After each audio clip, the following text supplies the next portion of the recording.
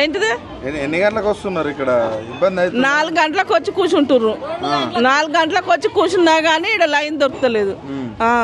ఎట్లా ఉంది మార్పు అన్నారు గవర్నమెంట్ కాకుండా ఇప్పుడు వచ్చిన గవర్నమెంట్ ఇంకా జల్లిస్స మార్పిస్తుంది.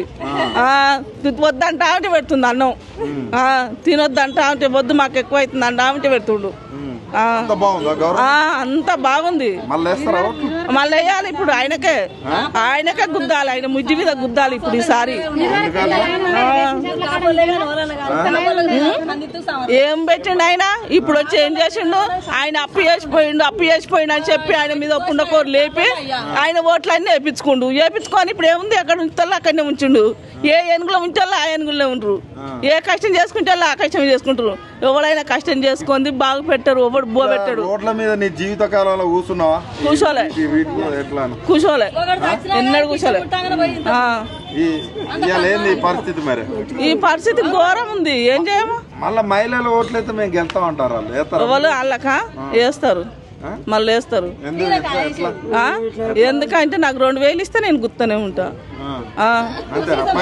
పైసలకే మేము చేసేదా, మేము పైసలకు.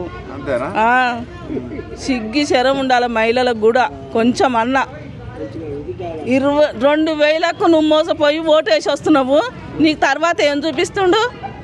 ఎన్కమిటీ ఏం చూపిస్తుండు? అది ఆలోచన చేసుకోవాలి మహిళలు కూడా. సన్నబియ్యం ఇస్తే ఆయన కాంకిచ్చే బియ్యం, సన్న బియ్యం మేము పట్టించకపోయిన బియ్యము నువ్వు పంపి మాకు ఇస్తున్నావు. ఈడ 10 రూపాయలకు కొనుక్కోపోతున్నావు, ఈడ 20 రూపాయలకు కొనుక్కోపోతున్నావు, అక్కడ 40 రూపాయలకు చేస్తున్నావు, పట్టిస్తున్నావు, గోదావరిలో నింపుతున్నావు. కొన్ని ఎక్కడ పంపేటి అక్కడ పంపిస్తున్నావు.